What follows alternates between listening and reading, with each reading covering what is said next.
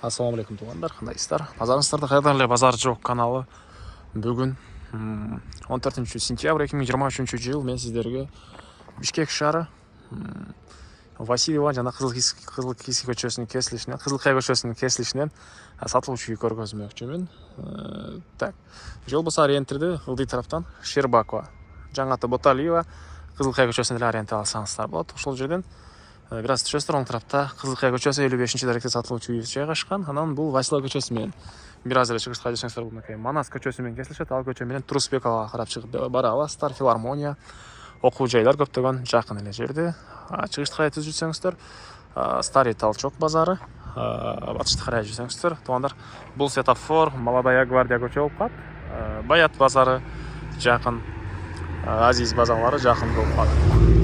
Мына шаардын бурч-бурчунан жүргөн маршрутка автобустар бар бул жактан. Эми барып калган маалымат үйгө жетип берейин. Мынакей туугандар, келүү жолун түшүндүргөнчү, бүгүнкү чыгыштагы сатылуучу үйгө да жетип келип калдым. Бул үйүбүздүн көчө тараптан көрүнүшү. Так. Дарек. Кызылкая көчөсү 55-дарек болуп калат туугандар. Жалпысынан жеринен туугандар Кызыл кеттеринде 6-15, фактически 700 сотоктай бар. Эң эле батыш чегарасына бул жерден, бул көчөдөн чыгыш чегарасы ар жактан анын видеонун жүрүшүндө көргөзсөм. Үйгө туугандар эки тараптан, бул жактан бир дарбаза, бул тарабынан экинчи дарбаза менен кирип чыга аласыздар. Так, мынакей. Бул дарбаза менен түштүк чегара ушул дарбаза бүтөр жерден болуп калат. Электр энергиясы бар экен, суусу бар, природный газ бар и центральный канализация бар, аны киргизүү керек. Анан бул тарап карай чыксаңыздар Васильевка, аны менен түз чыксаңыздар Молодая гвардия көчөсүнө, бул жакты карай чыксаңыздар Манас көчөсү, аны менен түз чыксаңыздар Турусбекова, Филармония тарапка чыгып бара аласыздар. Үй ээсинин өзү Московский Манас жакта жумуштары бар экен, ошого машина менен 8 мүнөттө барам дейт туугандар. Тегеректеги өйдө жактагы Васильевкада асфальт, бул жакта Щербаковада асфальт көчө, бул жакта Манас көчөсү да асфальт көчө, түз Турусбековага чейин барат туугандар. Филармония, Улуттук университет, Илимдер академиясы, юридический академияларга деле барып кала аласыздар туугандар. Филармониянын тегерекчесинде дагы эмне бар? Ошого бат эле барсаңыздар болот үйдөн. Анан чыгыш чегарасы бул жакка чейин, азыр видеонун жүрүшүндө аны короосуна кирип бир чекеден көргөзөм. Көчө тараптан бийик пескалоктон болгон забор и көрүп тургансыздардай дарбаза жана алды тарабы мондай навес экен. Айта кетчү нерсе, азыр үйдүн маалыматын берип баасынын аягында айтам. Жана ошондой эле туугандар 50%тен өйдө акчасыны бөлүп төлөөгө деле болот экен, рассрочкага болот туугандар. Бирок 50%тен өйдө акчасыны, 50%тен өйдөсүнүн жарымынан көбүнү бересиздер, андан кийин калганын бөлүп төлөсөңүздөр болот. Бул мекей киргенде эле ушундай навес, ылдый тарабы брусчатка, эки машина кенен баткандай көрүнөт.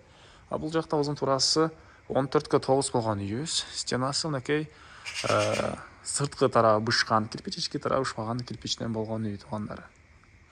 Кондиционер бар экен, отопление, паровое отопление, газовый котел жана көмүр менен жылыткан котел үйдү жылытат. И бул жакта мынакей тапчан, бир бөлмөлүү времянка, алды тарабында мынакей гүлдөр, зеленый зона, очокана, склад, отункана, төрүндө ажаткана, ал жака чейин брусчатка менен болгон тротуар.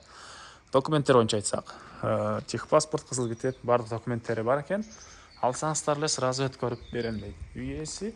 Анан көчө тараптагы мынакей забор менен болгон ушунча бош чери, 3 метрдей болчу менен 2,5-3 метрдей, и үйдүн батыш тарабында мындай бош жер, жана аркы дарбаза менен кирип чыкканга кирип чыксаңыздар, бул жакта дагы машина койгонго жайы бар. Бул үйүбүздүн батыш тарабынан көрүнүшү туугандар. Эми үйдүн ички тарабына кирип сиздерге калган маалыматты бир чекеден берейин. Тегерекчетте мектеп, садиктери бар экен туугандар. Жана айткандай, бул жакта чыксаңыздар Баят базары, бул жака чыксаңыздар Филармонияга бат эле бара аласыздар. Старый Толчокко деле туугандар, Щербакова менен түз барып, сол тарапка бурсаңыздар Старый Толчок деле жакын болуп калат. Эми мынакей бул үйүбүздүн негизги кирүүчү эшиги. Бул үйүбүздүн кире бериши туугандар, прихожкасы. Бул жерден калган бөлмөлөргө өтүп кете алабыз. Бұл жақта кухня жайғашқан, ракайын орнатылысы шығарылып тұр, газ, электрический плита, кухонный мебельдер қалады туғандар. Шығыш тараптан терезе, темірден болған решетка бар, көртансадай мебельдер бұлар қалады екен. Андан ары кіргенде бұл тарғанда душ,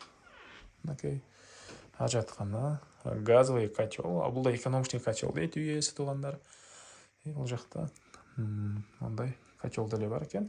Бірақ негізінен азыркы учурда газ бар, газовый котел менен үйді жылытат. Андан ары туғандар түз кірсек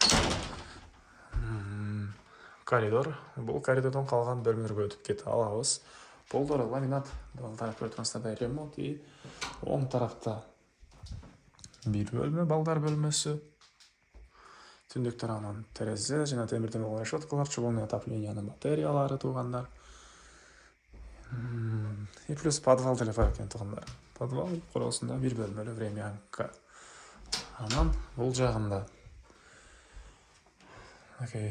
bir бөлме, түштік тарағынан терезе, көріп тұрғансыздардай ремонт.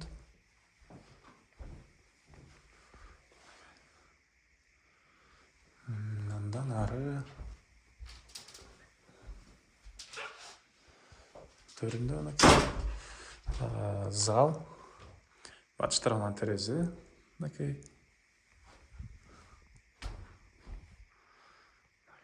Бұл ламинат. Жана бұл жерден ақырғы бөлмеміз спальный бөлме жайғашқан туғандар. Бұл спальный бөлме. Батыш тарағынан терезе. Көріп тұрғансыздардай ремонт. Құрылысына шығып қалған маалыматты бір чекеден берейін. Андан ары мен қайла сатылушыдың құрылысындамын туғандар. Бұл жағында мынакей тапчан. Жана бір бөлме. Жайларында мынакей бұл жақта салқын тамақтан отырғанға жері тапчаны. Бұл жерде кирпич екен стенасына. Бұл жақта қошына менен болған аралық 2,5 метрдей аралық бар екен. Бол жолмен балким 3 метр туғандар. Анан бұл жақтан хозпостройкалар, очоқанасы, склад, отынқанасы толтыра отынды менен қалады екен. Жана төрінде ажатқанасы. Бұл жақты қатарынан 3 очоқ, тротуарлар, гүлдер. Бұл жағы қызылға зеленый зона. Негізінен жер жемшек есіздер, жана бақтары мынакей туғандар. Жер жемшек сеңіздер деле болады. Ең эле чыгыш чегара бұл заборға чейин. Бұл үйден мне маалыматы қалды дағы. Үйдің басы туғандар $98,000 сұрап атыптыр. Анан дағы сүйлөшүү болот. 50%-тен өйдө 50%-тен беріп қалған ақшасында рассрочка кылып деле берсеңиздер болот экен. Элердин номери экранда жана описанияда турат. Зона кылып сүйлөшүп көрөңүздөр, туганда сүйлөшүүлөр болот. Анан достор менен, группалар менен бул видеону сиздер бөлүшсөңүздөр, мага бул ийесине чоң жардам берген болосуздар.